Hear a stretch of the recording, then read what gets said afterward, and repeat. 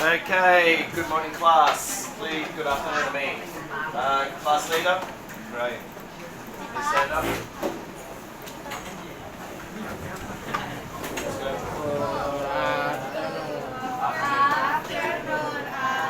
Good afternoon everybody. Okay, sitting down please. Listen up please. Obviously this week we have 2 periods because we have to catch up from last week because I was away at the University Games.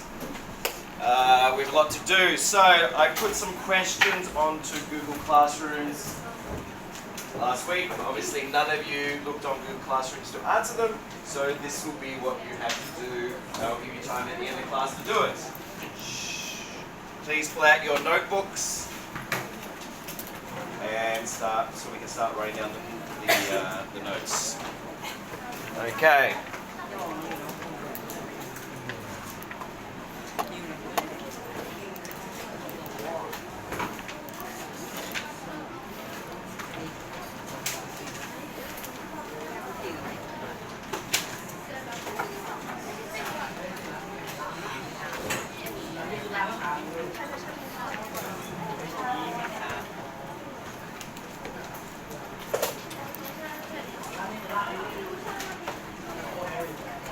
So going on from aerobic and anaerobic exercise this week for the first lesson. Shh, quiet please.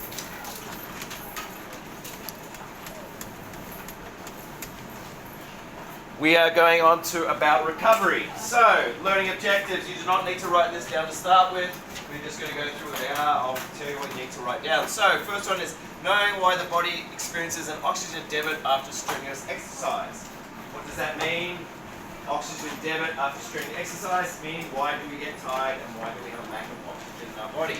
Explain how oxygen removes lactic acid. Yes, go to your notebook. Explain how oxygen removes lactic acid from the body.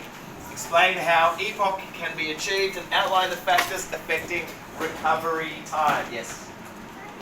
Yes, go get your notebook please. Okay. So we'll go through that today. I'll also be putting the video on at the end. And from that video, there are 10 questions that you have to answer. Remember, the video is just a summary. So firstly, if you like to open up your notebooks to write the notes in, you may. So, please write this down, what you need to know. Recovery is required after exercise with reference to excess post-exercise oxygen consumption, or for short, EPOC. Okay? That's what this chapter is about. Also known as oxygen debit, caused by anaerobic exercise producing lactic acid and requiring high breathing rate after exercise to remove lactic acids. Right? Factors affecting recovery time.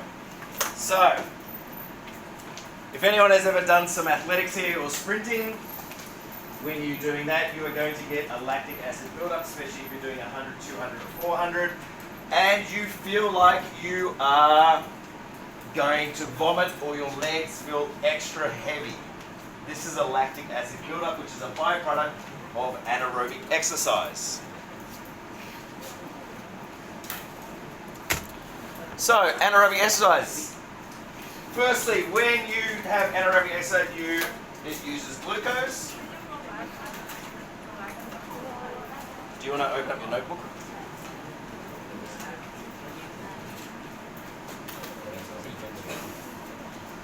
So otherwise we're not going to have time. Right, so anaerobic respiration. We remember from the week before, or sorry, the 2 weeks ago. Quiet down please ladies. We have glucose, which is byproduct is lactic acid and energy. Remember that equation? So from that, when exercising at high intensity, lactic acid is produced as a byproduct of anaerobic respiration. The lactic acid builds up causing fatigue and must be removed in order for muscles to function correctly again. Remember 2 weeks ago we learnt this formula for anaerobic exercise. Yes? You remember? Yes, good. Okay, quick quiz. Aerobic exercise, what is the formula? Anaerobic glucose equals to lactic acid and energy. That's anaerobic. Oh, you said Aerobic. What's aerobic? oxygen. Oxygen?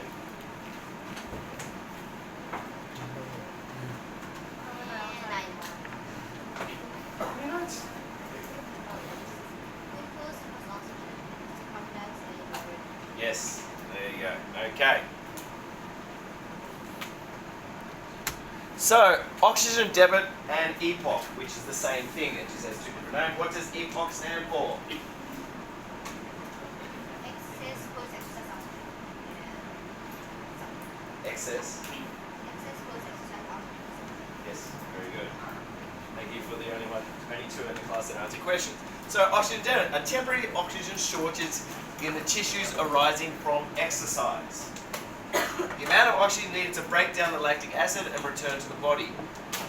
Excess post-exercise oxygen consumption, EPOC, the process of taking in additional oxygen to remove the lactic acid created by anaerobic respiration. This is achieved by maintaining an elevated cardiac output and minute ventilation after aerobic exercise. So in layman terms, what are they trying to say here?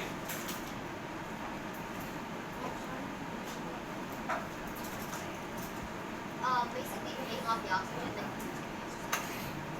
Basically what it means is that which, boys at the back, listen please. If you've ever done sprinting or an anaerobic exercise, you actually are not you're not breathing a lot of oxygen in. It's not like aerobic exercise.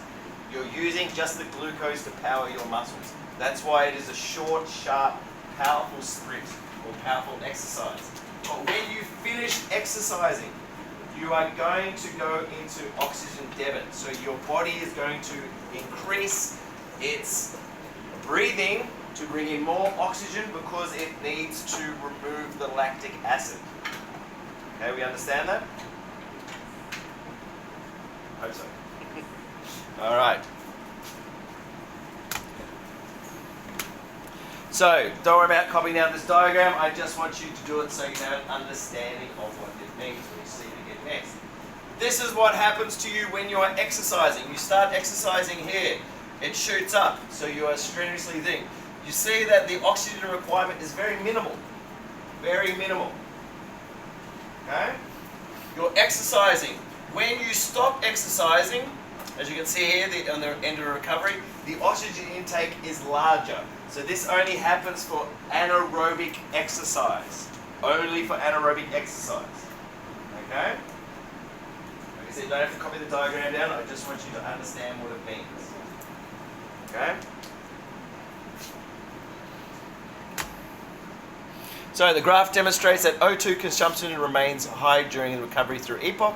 The area under the line is the oxygen debit that needs to be repaid. Okay, we understand. Good. Hopefully.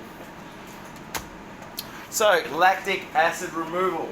The process by which the body uses additional oxygen provided through EPOC to break down lactic acid and repay the oxygen debit is as follows. This is the equation. You will need to know this.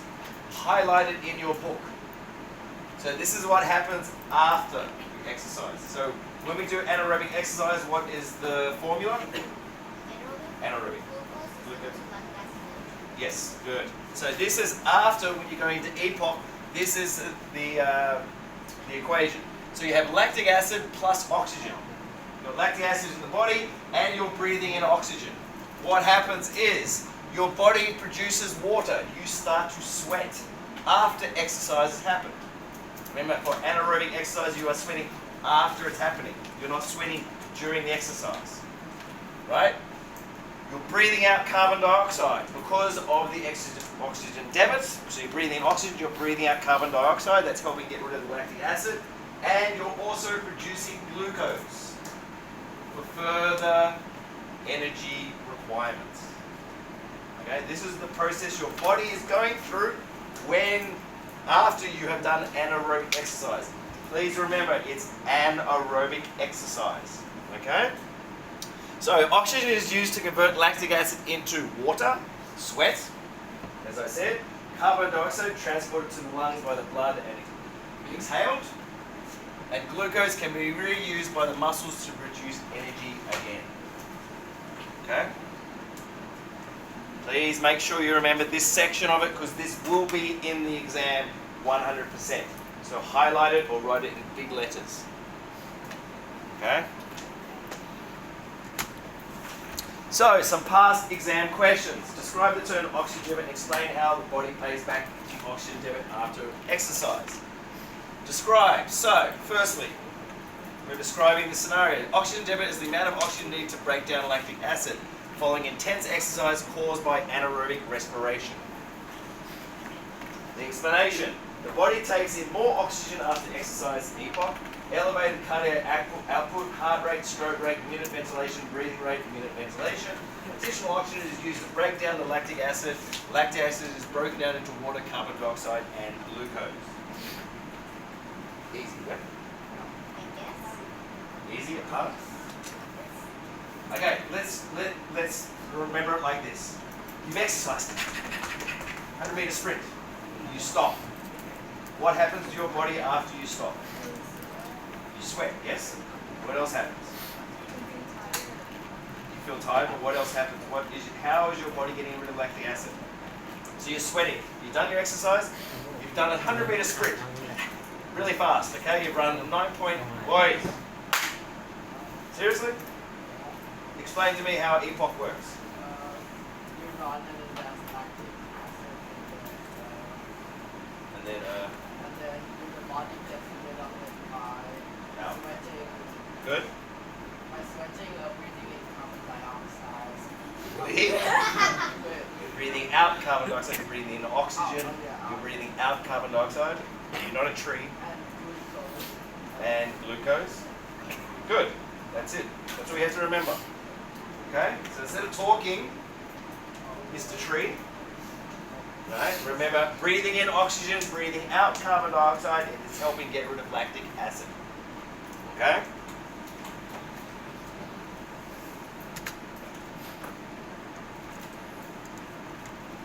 Sorry, skip one ahead. Alright, factors affecting recovery time. So, what can affect you from recovering? First one we're going to talk about is age. Older people tend to take longer to recover after exercise. Why do you think that happens? They have to breathe more oxygen to match the amount of oxygen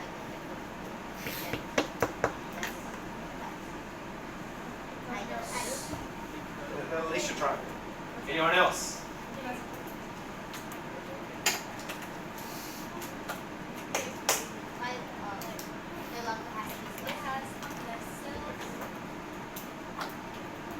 Alright, so the main reason is because older people are not as fit as younger people.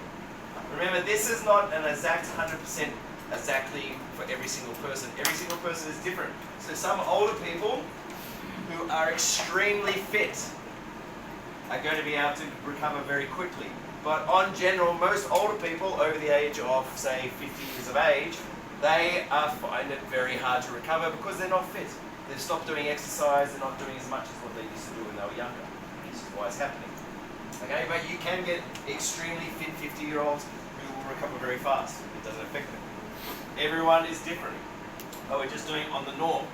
Please, I hear murmuring. Shh. Don't be rude. Shh. Next one, overall strength and fitness. Of course. So, the stronger you are and the fitter you are, the easier you are going to recover. Obviously, if you're not fit and you're not strong, it's going to take you longer to recover. Okay, the stronger your muscles are, the quicker they will be to absorb the oxygen needed to remove lactic acid. Okay? This is why everyone is saying to you all the time, when you're young, you must be fit and healthy and do running and do sports and all these things, because when you get later in life, if you do not have a general base of good fitness and strength, you are going to have more health problems when you are older. Genetics. Some people inherit from their parents the ability to recover more quickly from exercise. Once again, this is a thing that's personal to every different person, so there's no exact science in regards to everyone is the same. It goes down to genetics. Some people are just naturally gifted athletes more than others, and that's just the way life is.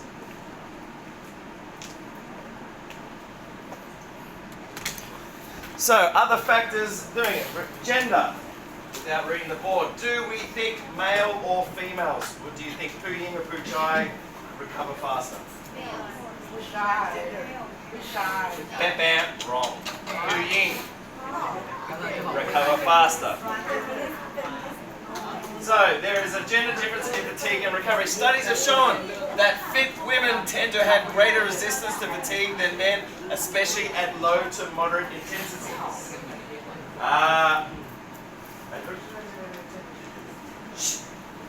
Wind down. Okay? This has been scientifically proven. It's also women are able to take pain a lot more than men, especially through childbirth. Yeah. Okay. Another one is the level of aerobic fitness. So once again, we're coming back onto how fit you are. Some of this is obviously really, okay, but it's common knowledge. Stronger cardiovascular and respiratory systems deliver oxygen and remove waste products more quickly and more effectively. So meaning the more fit that you are, the easier it is to recover because your body is working much better. Sleep. Good sleep helps the body to recover physically and mentally. If you do not get 8 to 10 hours of sleep a night, right, you are not going, your body is not going to function well.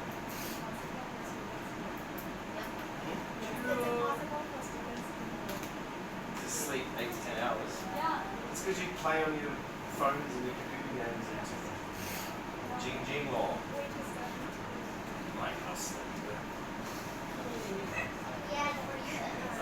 I can really focus on it. Alright, so just remember, good night's sleep helps you to recover faster and helps you mentally, your mental health a lot better. Okay?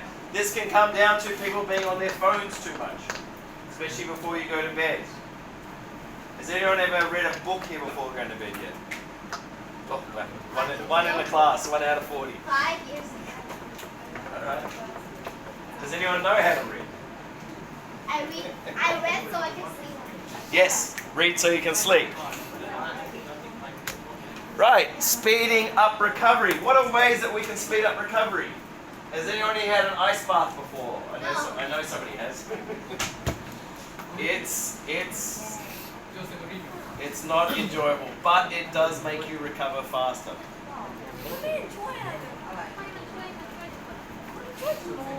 Alright, ladies, if you don't mind. So, alternatively applying heat via heat packs or hot bath and cold via ice baths or packs. So, you can actually have a hot bath, which is the same effect as having an ice bath.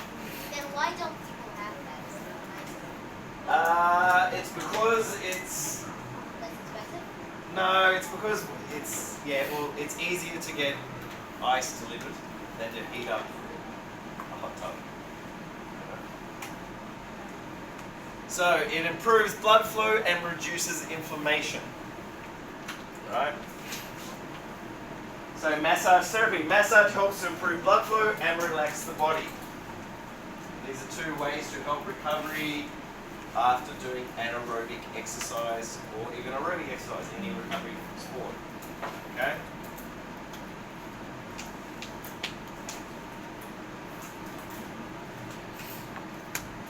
Alright, I'll stop there for today.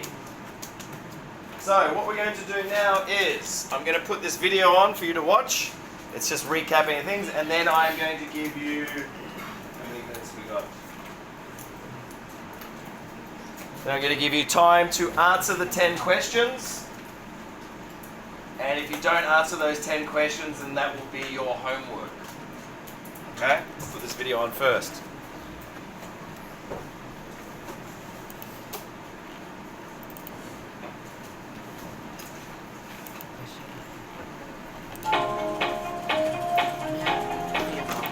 Hello and welcome to another complete Cambridge IGCSE. Listen up please, don't Today talk. we'll move on to the second topic in Chapter 4, Recovery. As always, we'll be following learning objectives straight from the Cambridge exam syllabus so that you can be sure that you're learning only the information you need to know for your final exam. Our learning objectives today are to understand the terms